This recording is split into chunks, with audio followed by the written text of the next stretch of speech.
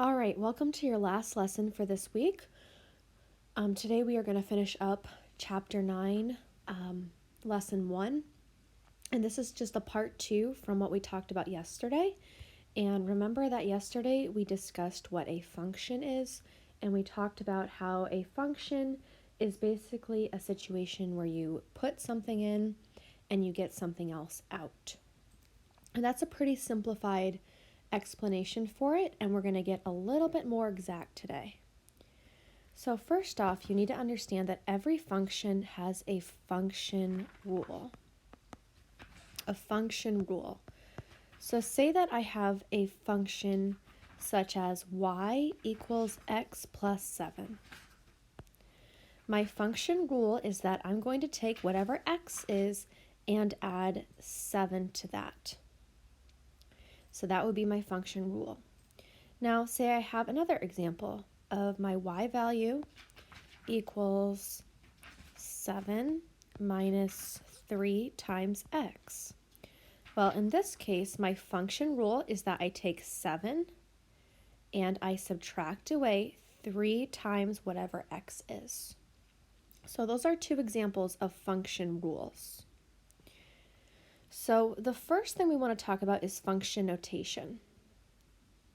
So on the left, I have the equation y equals 2x plus 3. So that means that my y value in my coordinate will be 2 times the x plus 3. So pretend that I'm trying to figure out what is y when x equals 0. Well, I would substitute in that 0 for my x. So my y value would be 2 times that 0 plus 3. And following order of operations, 2 times 0 is 0, plus 3 is 3. So when x equals 0, y equals 3. If we were to write that as a coordinate, when x is 0, y is 3. Now on the left side, we have something called function notation. And this might be a little funky to look at, but it's not bad. So we have f of x, we read this as f of x equals 2 times x plus 3. F of x is a fancy name for y.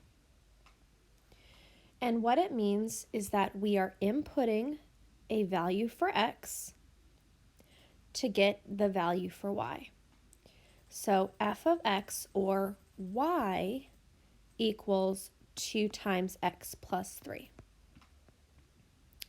So again, remember that f of x is a fancy name for y, and that's called function notation.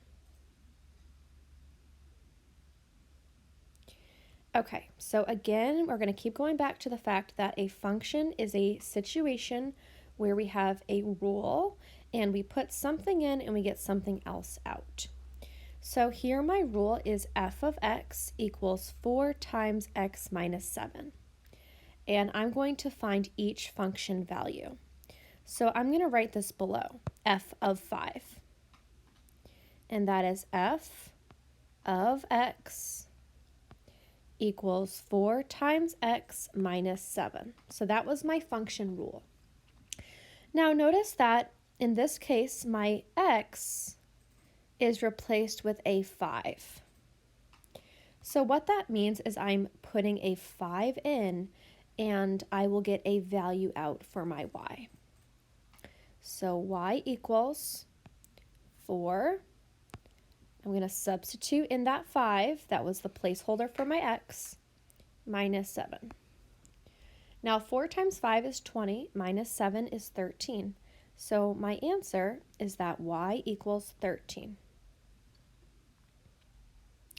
So just to be clear, my x was 5, I substituted that into my function, and I got 13 for my y.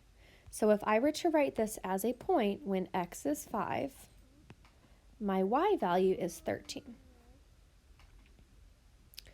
Let's try another one. Again, I'm using the function y equals 4 times x minus 5.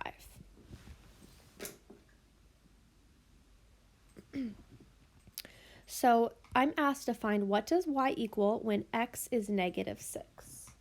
So I'm going to replace all of my x's with a negative 6. So my y equals 4 times negative 6 minus 7.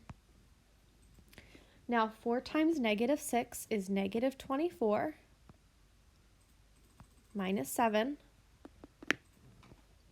Negative 24 minus 7 is a negative 31. So when my x is negative 6, my y value is negative 31. And if I were to write that as a point, my point will be negative 6, negative 31. All right, we are going to finish up with 2 more examples. So if f of x, so remember f of x is a fancy name for y, so if y equals 14 plus 3 times my x, find each function value. So for 3a, I'm finding f of 4. Now remember that my number in parentheses is my x. So my x equals 4.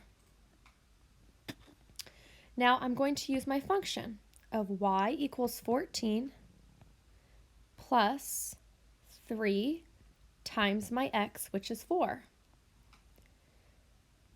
Now I know that 3 times 4 is 12. And I know that 14 plus 12 is 26. So what that means is that when x is 4, y, or my y value, is 26. Or when I put in a 4 into my function, I get a 26 out. So my point would be 4, 26,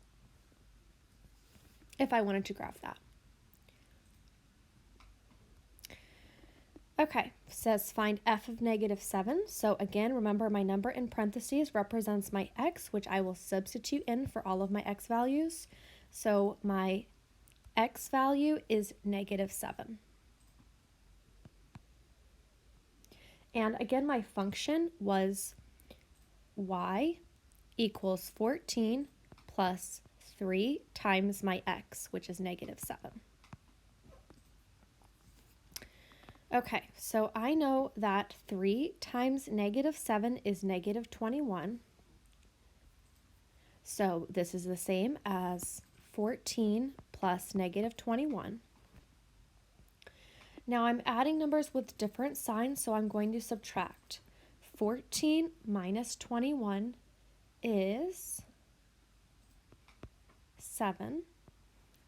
My larger number is negative, so my answer is negative 7. So when my x value is negative 7 in my function, when I put an x of negative 7 into the problem, I get a negative 7 out of that. So my point would be negative 7, negative 7.